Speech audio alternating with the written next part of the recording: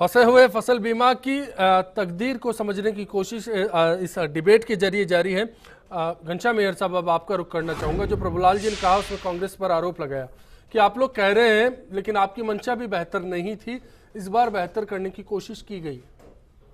देखिए अश्विनी जी, सिवाय बातों के अलावा कुछ नहीं है। कांग्रेस पे आरोप लगाना तो गलत बात है। कांग्रेस ने किसानों के हित में बहुत काम किए हैं। कांग्रेस ने जब जब भी किसानों पे दिक्कत आई है, कांग्रेस किसानों को भगवान मानती है। जब जब भी अकाल पड़े, कांग्रेस ने एक साथ 72,000 करोड़ रुपया किसानों का ऋण माफ किया है। मैं तो कृषि मंत्री जी से पूछना चाहता हूं, पिछले 3 साल के आपके कार्यकाल में आप एक उदाहरण देके बता जाए किसानों के लिए हमने ये किया है। किसान आत्महत्या कर रहा है और ये कह रहे हैं नहीं मर जाएगा, हमको क्या लेना देना है। ये इनके मंत्री कह रहे हैं किसान मर रहा है, हजारों किसानों ने आत्महत्या की है, इनके पास कोई जवाब नहीं है। प्रधानमंत्री जो बीमा योजना, फसल बीमा योजना इनने लागू की है, ये सिर्फ कागजों पे रहेगी, सिर्फ दिखावा है। किसानों को इससे कोई फायदा नहीं मिलेगा।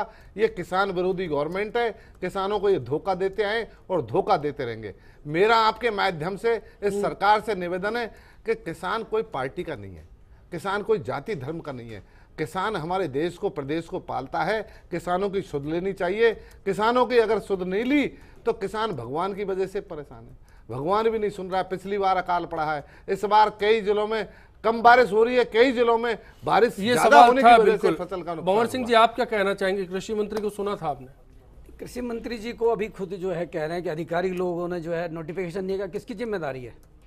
ये खुद कृषि मंत्री की जिम्मेदारी है, वो अधिकारियों पे डाल रहा है। फिर कमान क्या है कृषि मंत्री की?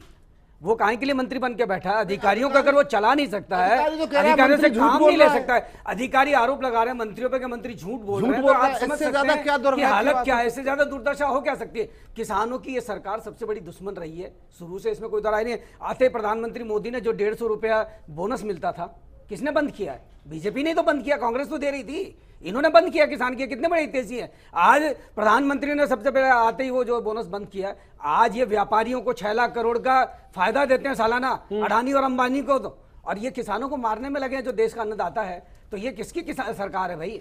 आज आप देख रहे हैं पेट्रोल के दाम इसलिए नहीं गिर रहे कि अंबानी जी को बहुत बड़ा फायदा उससे हो रहा है। कच्चा तेल इतना सस्ता है, $170 पे पहुंचने के बाद में 65-70 रुपए तेल बिका है। आज 35-30 पे आ गया था तो भी क्या भाव बिका? इसका फायदा सीधा सीधा आम जनता को देने नहीं है। जनता को ये मार रहे हैं, महंगाई से किसान को मार रहे हैं, उसको तो कुदरत भी मार रही है। क्या तस्वीर हो सकती है? शरद जी, आपसे भी जानना चाहूंगा। जो सवाल थे आपके, मैंने रखे कृषि मंत्री के सामने। नहीं, देखिए अश्विनी जी, मंत्री जी ने कहा उसमें अपन नहीं जाना चाहेंगे, लेकिन मैं इतना कहूँगा कि जो नोटिफिकेशन जारी होना था खरीफ के लिए, वो मार्च में होना था, क्योंकि प्रधानमंत्री के द्वारा जो फसल बीमा योजना है उसमें जो गाइडलाइंस है, क्योंकि काम गाइडलाइंस के हिसाब से होगा, बातों से नहीं होगा। अधिकारियों की लापरवाही रही है। मंत्री जी को इसमें सख्त कार्रवाई करनी चाहिए। ऐसे अधिकारियों को सबसे पहले सस्पेंड करना चाहिए, उनकी जांच बिठानी चाहिए, क्योंकि जब तक हम कठोर कार्रवाई नहीं करेंगे, हम योजना आगे बढ़ेगी, किसान को लाभ मिलेगा, हम उम्मीद नहीं कर सकते। दूसरा, आप जुलाई में कर रहे हो, रबी के लिए जो नोटिफिकेशन का समय है वो सितंबर महीना है। आप जब खरीफ का इतना लेट कर रहे हो तो रबी का कितना लेट करोगे आप? तो इससे किसको लाभ मिलेगा? नोटिफिकेशन बहुत महत्वपूर्ण विषय है, क्योंकि किसान को लाभ पहुंचाना है इसमें। अब दूसरा, बैंक से उन्होंने कहा ऋणी कृषक जो भी है उनका बीमा हो गया। ठीक है, मान लिया ऋणी कृषक का बीमा हो गया, क्योंकि वो बंधे हुए बेचारे, उन्होंने लोन लिया है। अगर आप इसको स्वैच्छिक कर दो, फिर देखते हैं कितने प्रतिशत आते हैं, क्योंकि कोई इससे खुश नहीं है। वो कहते हैं कि 2% किसान से सिर्फ लिया है। अब 2% ही लिया गया तो कंपनियों की क्या जरूरत है? आप ऐसे करिए ना कि आपदा राहत विभाग है आपका, उसी में आप बीमा क्यों नहीं करते किसान का? पैसा आप जो भी सहायता देनी है वो अलग से आप देते ही हो हर वर्ष। चलिए, मनीष पारिक साहब कैसे अमल में लाएंगे, क्योंकि पूरी तरह से मंशा पर शक यहाँ पर निकल कर आए? नहीं, आपने देखा अभी मंत्री महोदय ने तफसील से बयान किया है। 346 करोड़ रुपए की हेल्प तो दी है बीमा, उससे पहले वाली सरकार इतना कुछ नहीं करी थी। एक बात तो मैं समझता हूं कि उनकी जानकारी में पूरा विषय है। और ये बात जो अभी कही है, जो रिलैक्सेशन की बात है, शरद जी इस विषय पर ज्यादा जानते हैं। जब इस तरह की हालात हो जाए और जो नोटिफिकेशन में डिले हो, तो निश्चित तौर पर बीमा कंपनियों के पास इस तरह का प्रोविजन है कि उसमें रिलैक्सेशन मिल सकता है कुछ दिन का। और अगर जैसा ये बता रहे हैं कि उसमें एक एप्लीकेशन एफिडेविट पे लेकर प्लेन पेपर पर हम उसकी फसल का जो चेंज होना है प्रारूप, उस पर भी विचार करेंगे। इसलिए मुझे नहीं लगता कि कोई ज़्यादा नुकसान इस विषय पे होने वाला है। जिन लोगों को लाभ मिले, एक तरफ ऋणी किसान हो गए, एक तरफ एफिडेविट देकर उसका फसल का प्रारूप चेंज करने वाली बात हो गई, और तीसरी मियाद में रिलैक्सेशन की बात हुई। तीनों एस्पेक्ट पर अगर आप बात करेंगे तो कमोबेश सब लोगों को इसका लाभ मिलेगा। चलिए ब्रेक लेंगे, आखिरी दौर में लौटेंगे। साथ ही आज के सवाल पर क्या है आपकी राय, वो भी बताएं।